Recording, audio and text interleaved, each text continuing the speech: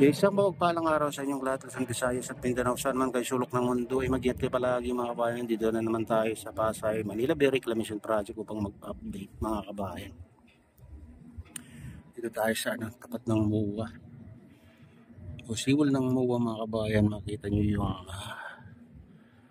malawak na reclamation. Ayan. Makita nyo. Ganyan nakalawak. Dito lang sa ito mga kabayan, tapat lang ng MUA to, patuloy na pinapataas mga kabayan, parang mas mataas pa dito sa siwal ng Semolobisa, yung nakatambak dito sa harap. Ayan, kung makikita niyo.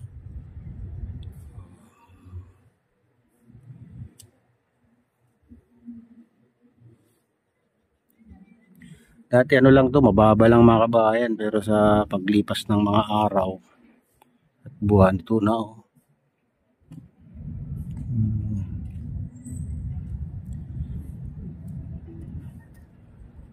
balang araw magiging ganito rin sa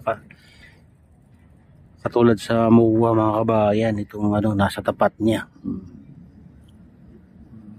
Pero matagal-tagal pa siguro bago tatayo ng to, kasi pa lang, pinapataas at pinapalawak pa lang ito mga kabayan. Baka pa 5 o 6 na taon pa bago matapos yung kanilang pagtatambak, kasi sabi nila noon 10 years Naka na yata sila, naka 5 taon na yata mga kabayan sa pagtatambak.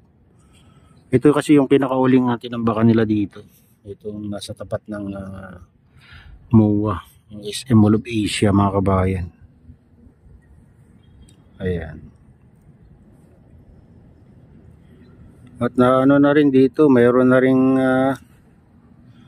inilagay na tulay na magkukonek dito sa huling island na ginawa nila. Manggagaling dyan sa mga kabayan, dyan sa pinakamalaking island, yung 360 hectares ito. Ayan mga kabayan. Yan yung 360 hectares na sinasabi nila. Ganyan kalawak yan island na yan. Makita mo lang doon mga kabayan sa kabila, yung dulo ng crane na lang sa